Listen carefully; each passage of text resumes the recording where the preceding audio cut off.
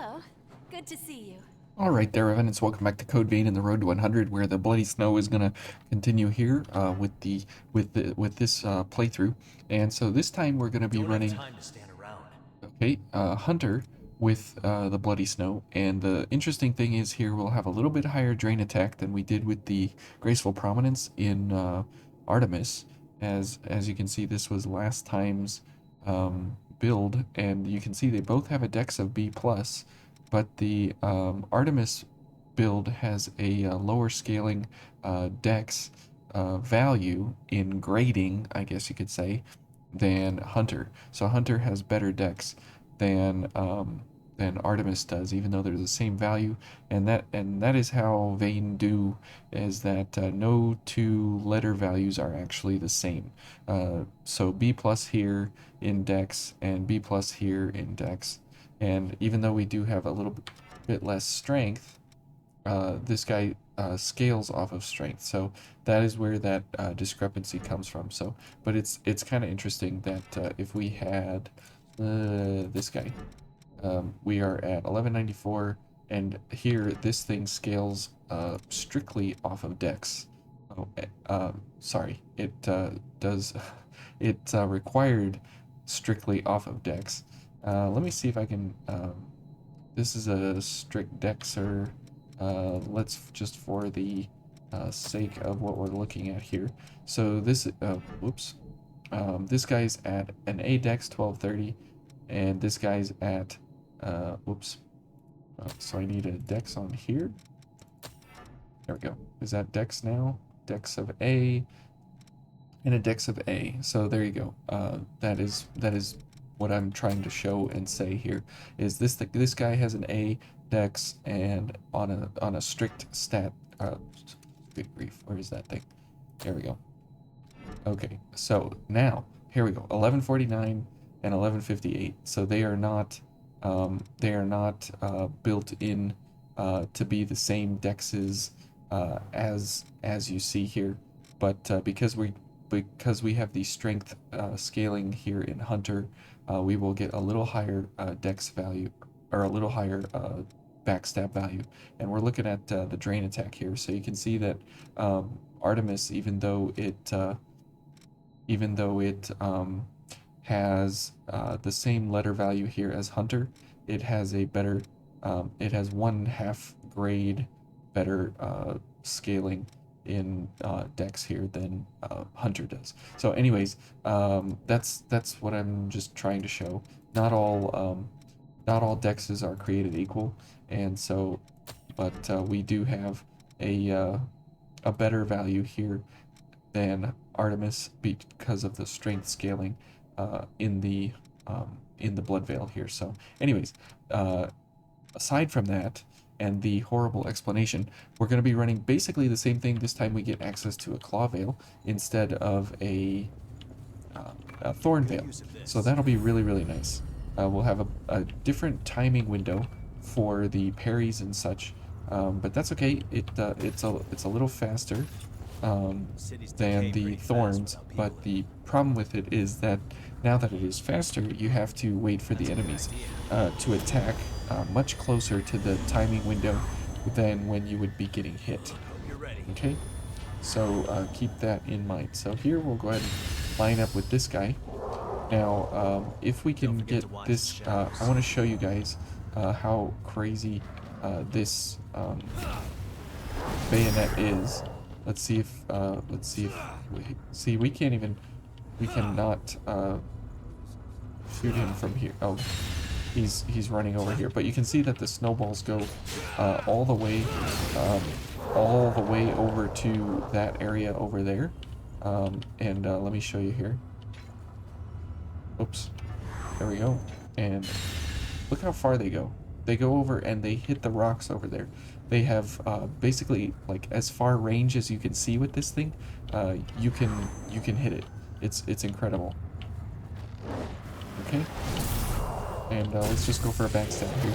So this is the part of the actual craziness of the Bloody Snow, is that it can hit guys from very far away, and make really good use out of just what it is as a bayonet weapon. And like this guy, we can go for him from here and kill him and get our health back. Okay, I did not get any of those parry windows there, unfortunately. Come on, Jack, stop knocking him around. I want to get the backstab and the kill, because that gets me 10% health back for my stupidity there, instead of actually, you know, doing what we were trying to go for there. So going for the backstabs get us that nice 10% health recovery, which is excellent, because 10% health is pretty hard to come by in one attack. And if we can get oh, never mind, Jack's gonna take it. But here on Hunter, the cool thing is that we can have quick mobility overall, which is really nice. Okay. Oh, and Jack with Grave Knocker again being crazy there. Always staggering everybody with it. And he just spams it out. It would be nice to... oops. And there is where the timing I am still a little rusty on from the previous episode there with the Ivy Veil. And this is where it can kind of be a little bit crazy back and forth there. Okay, so we'll just go ahead and kill this guy. Okay, and you can see just how beneficial it is here to... yeah, they're gonna pop out. I know, Jack. To go for these guys. Okay. And it's really cool that you can get a whole bunch of ichor stocked up and ready to go just because of the fact that you're always getting health back. And so you can constantly be recovering ichor for times such as that. Now that is a huge use there for that big lady, is to go for 3 attacks, which is 18 ichor, and we only get 5% health back, which is only 6 on a blood sacrifice. So we were minus 12 on that, on attacking those big enemies there, and so you kind of got to be careful and watch for that overall. Okay. Yeah, that's fine. Okay, we missed each other there. I'll take the backstab though, because that'll get me my health back here and such. And too bad we didn't go for a use there of blood sacrifice, but that's okay. We'll kill him. We'll get the dog, and you can see there that we're killing them as we're getting our health back, so we are right back up to full health, and we are continuing to recover ichor.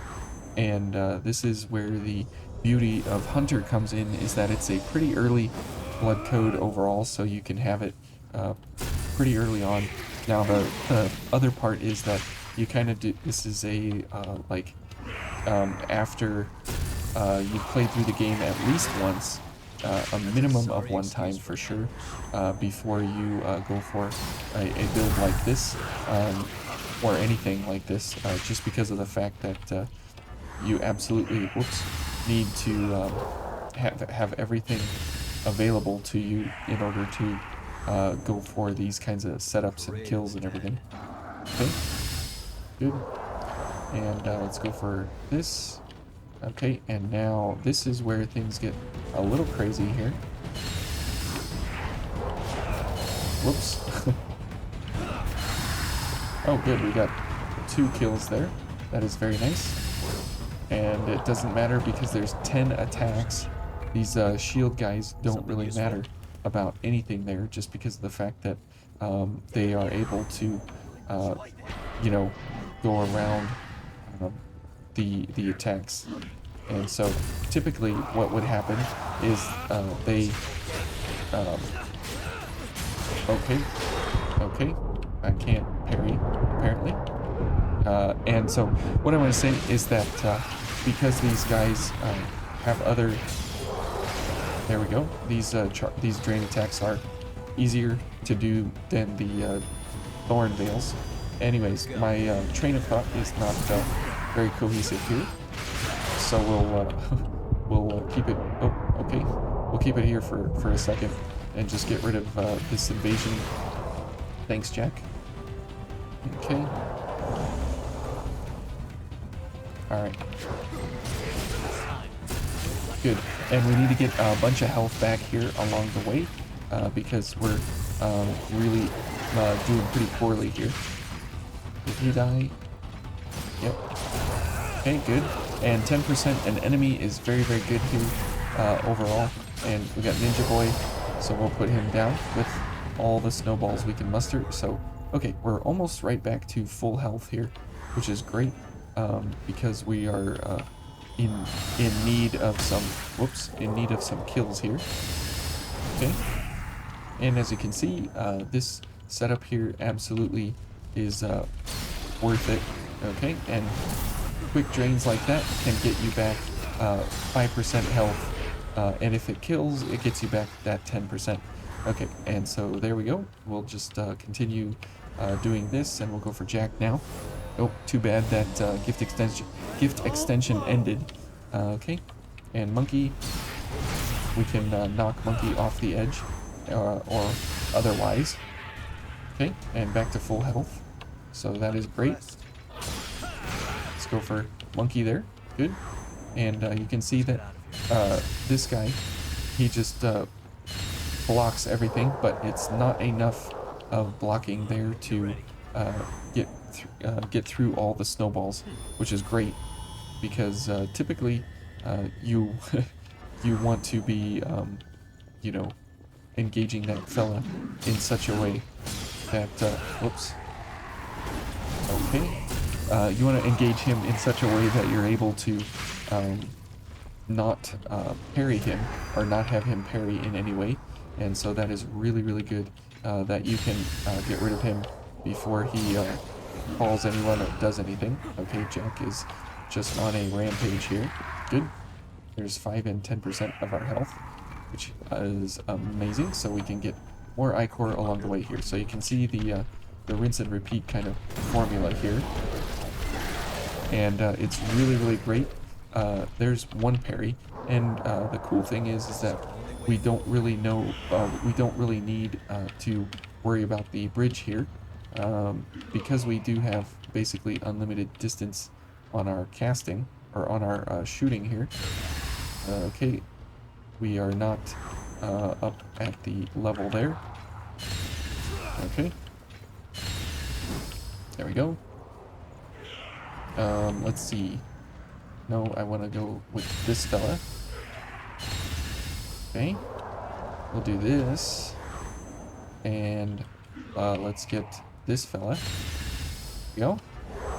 And let's go for the chunky lady here, and we will absolutely need to back up a little bit. And the cool thing is right, that because you can back up here at distance and still hit her, even though we're locked on still, we're able to do this.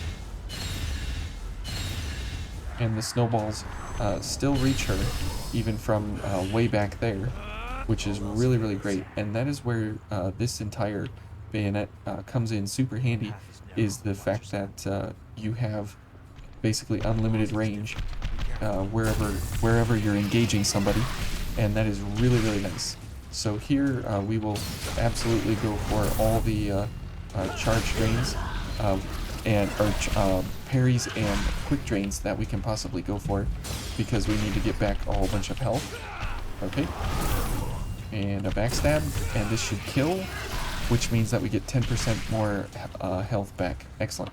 Okay, so you can see that that increased, or that got back basically all of our ichor there and stuff. So we're able to go for Jack again, and now we have access to all of our things here. Okay, which is good. And now we can go for a charge booster, and let's see here if we can line up this guy. Good. And see, we don't even need to lock on here, which is kind of cool. Oops. Good. Okay, and let's go ahead and get some ichor back here. Where's this guy going? predictive maneuvering there. Okay. Ouch. Okay, I guess we'll just go for regular snowballs on him. Okay, and let's go for some ichor here because we got Chunky Lady. We'll have to make good use of this. Yes, we sure will. Okay, and let's go for the backstab here since that will probably be a kill. Yeah, okay, 11,000 damage. That's pretty good. And the cool thing is because of Fatal Surge affects both the snowballs and the backstab and the parries as well, we're able to, you know, double dip into that damage to be getting us health back the whole time.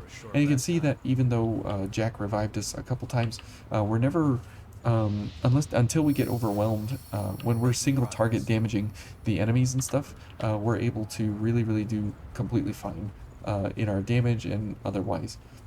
So here, there's no reason to fight these guys. We can just go to the butterfly. We've seen how this works overall here, which is pretty great in how you go about engaging the enemy, and it also gives you access to the ability to have very good crush at a distance because the snowballs are crush, and so you're able to really do some good work at distance where you wouldn't normally be able to reach out and touch the enemy. So again, here we don't have access to these types of drains or whatever during the fight, so we will, oh, I should have healed here first. Oops. Oh well. Okay, we're gonna let it all flow. Here we go. And I guess we can just go for a pure blood here. Alright, and that'll get us our ichor and everything, and a good head start here. Now, we don't have any poison resistance or anything like that, so we, Jack will probably die here, which is fine. But we should be able to, get her taken care of here pretty easily because we're doing crush damage, and she staggers to crush, as most bosses do. Okay. Okay. And you can see that because she's going for Jack the whole time, we have free reign here to basically do what we want. Okay, and one snowball to the face is all it takes to take out the butterfly. But you can see that because we're so far away from her, we're like on the other side of the entire arena, she doesn't really target us too much. And the cool thing is, because you are on the other side of the arena, most of her attacks don't do anything to you, and so you don't have to really worry about anything happening there. So yeah, anyways, the power of regenerating health and blood sacrifice and cleansing light all working in tandem to actually get you a huge boost in damage just because of Fatal Surge being active pretty much the entire time you have engagements. So if you were looking for a fun way to incorporate communals, this entire playthrough is going to feature Jack. We could go for Louis at certain points, but Louis is a lot riskier than Jack is, and but which is kind of strange that we're saying that, but it really is a fun way to play, and there's a whole bunch of blood codes that operate in this same build space, but they are different blood codes, and they do need some passive tweaks every now and then just to get us to this full set of damage passives and actives here. So, and you can pick and choose between the blood veils that we're going to be going through, which is kind of why I want to visit all these, just because of that fact that you're able to pick and choose what kind of veil you want from hounds, thorns, ivy, or ogres, or claws, and so you can choose how and which blood code and build will be most effective for you, but you'll get to see it all in action here. So anyways, we'll see you tomorrow in the Howling Pit or the dried up trenches, or maybe the next day. Tomorrow might be God Eater, but we'll see. Okay, anyways, we'll see you in the next one.